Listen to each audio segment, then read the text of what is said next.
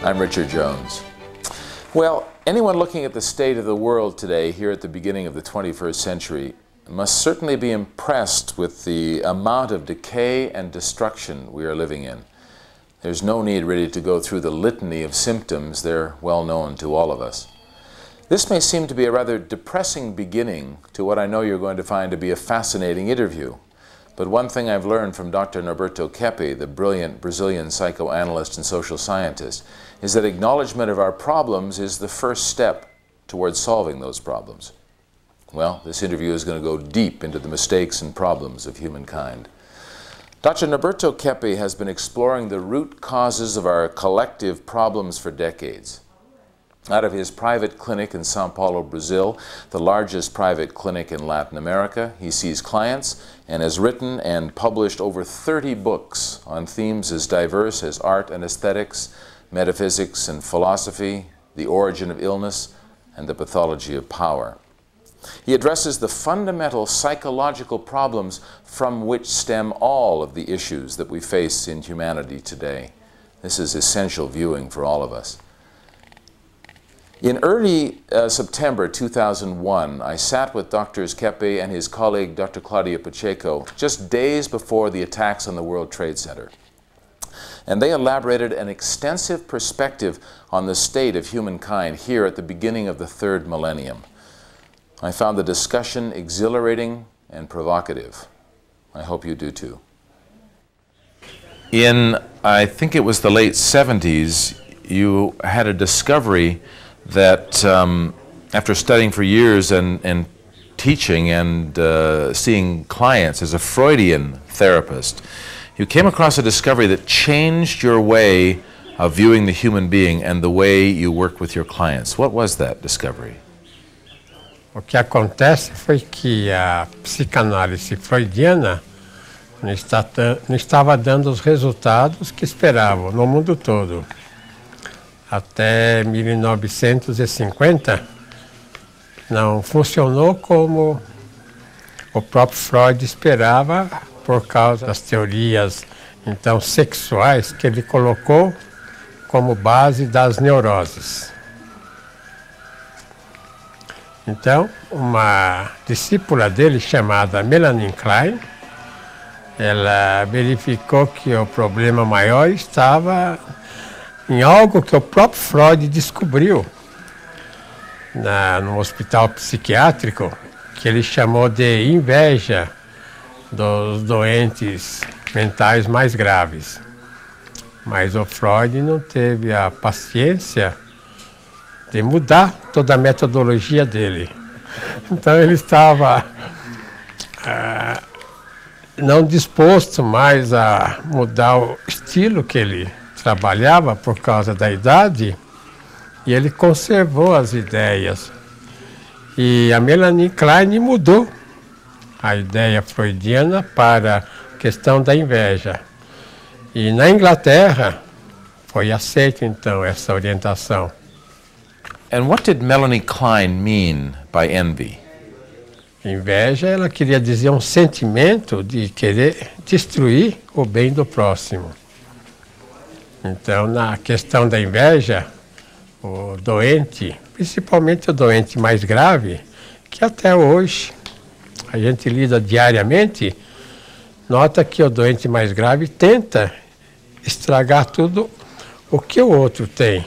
Então, inveja não é querer ser igual ao que o outro tem de bem, mas querer destruir o bem que o outro tem. E pela minha descoberta baseada na inveja, que eu chamo de inversão, que eu fiz em 77, então eu descobri que o ser humano, por causa da inveja, estava de ponta cabeça. De maneira que a questão da inveja coloca o ser humano contra o bem e a favor do mal. Quer dizer, contra a sanidade, a favor da doença. Então, inveja deu a origem da inversão. Então, o indivíduo que inveja, ele inverte tudo. E com isso, ele praticamente cai nas doenças, principalmente as doenças mais graves, mentais sociais, né? Doenças da sociedade e também até orgânicas. Então não existe nenhuma pessoa que não seja doente e que não seja invejosa. Aliás, o grande problema da humanidade é esse problema da inversão, da inveja, por isso que a humanidade está chegando ao fim, no sentido pessoal, de saúde, e no sentido da ecologia também. What would you say we're envious of? Is there some person or being we're envious of? And how does that affect us? A inveja afeta o ser humano, quer dizer, causa transtorno, porque torna o ser humano inconsciente. Então, a questão que o Freud chamou de uma instância, de uma estrutura inconsciente, como existe a memória, o intelecto, como existe outros elementos dentro do ser humano, então ele colocou também a questão do inconsciente. E isso se tornou assim num mito e numa grande confusão que ele causou à humanidade, porque a partir daí o ser humano começou a considerar que ele era vítima de um inconsciente, como ele se acha vítima dos pais, vítima da sociedade, vítima do alimento, vítima de bactérias, de vírus.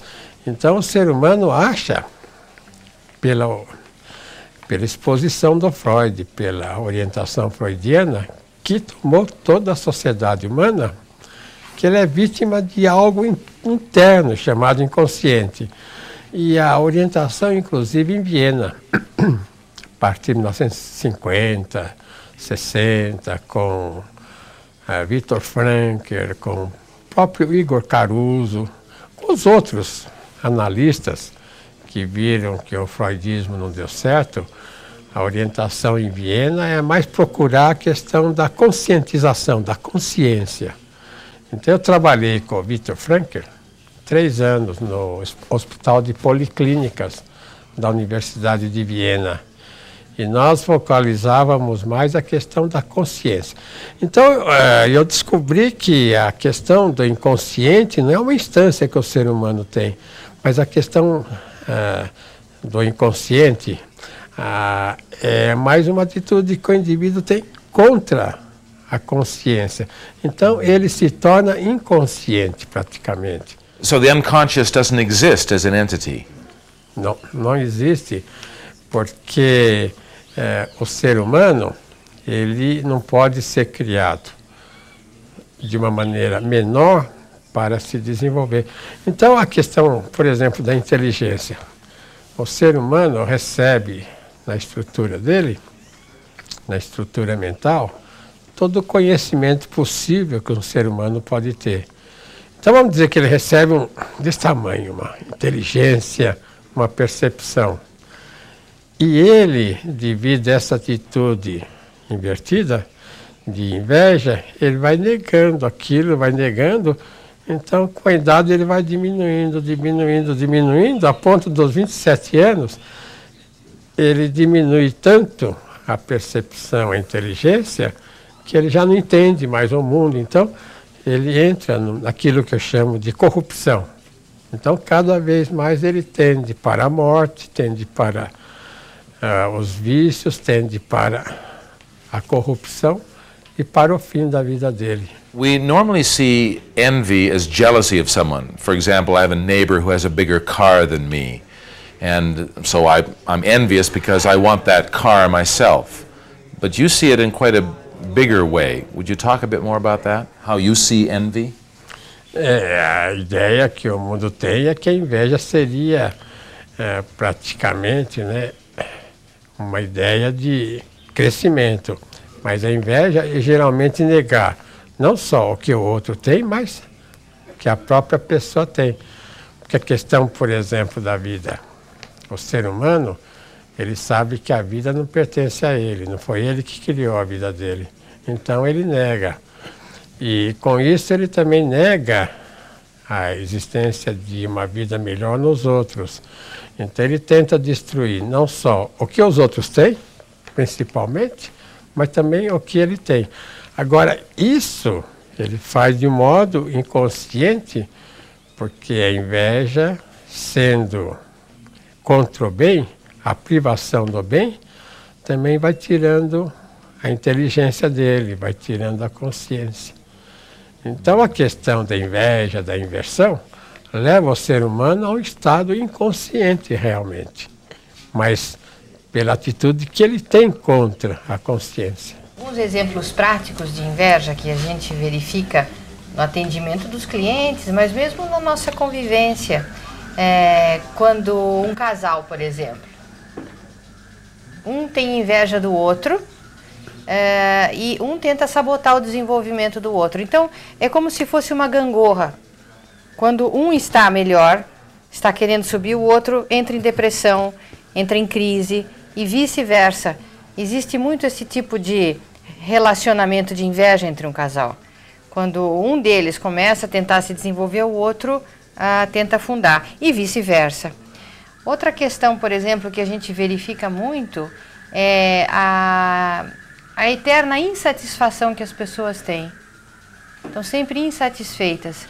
Insatisfeita com o peso que tem, com a cor dos cabelos, com o tipo físico, com o país onde nasceu, a cidade onde mora, a família que teve.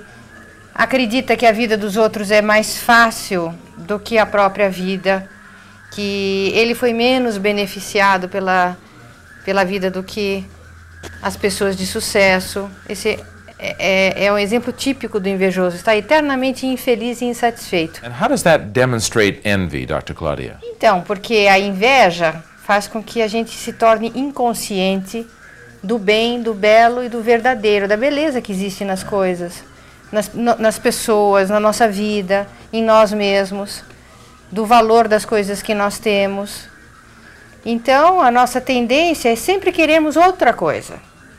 Então, isto não me faz feliz, esta pessoa não me faz feliz, aquele não me faz feliz, mas outro faria. Sempre, o invejoso sempre tem um mas na vida dele que tenta justificar a sua infelicidade. Então, vai tudo bem comigo, mas... Então, esse mas identifica muito uma expressão invejosa. Então, o olhar do invejoso, como o Dr. Kepp falou, é um olhar que inconscientiza o bem. Ele torna inconsciente o bem, a beleza que ele vê. Então a vida vai ficando cada vez mais pobre no seu olhar. Compreende? Ele já vê as coisas pobres, sem graça, boring, chatas, difíceis, sofridas, compreende? Por causa da inveja que ele tem. Então ele nega o valor das coisas e das pessoas.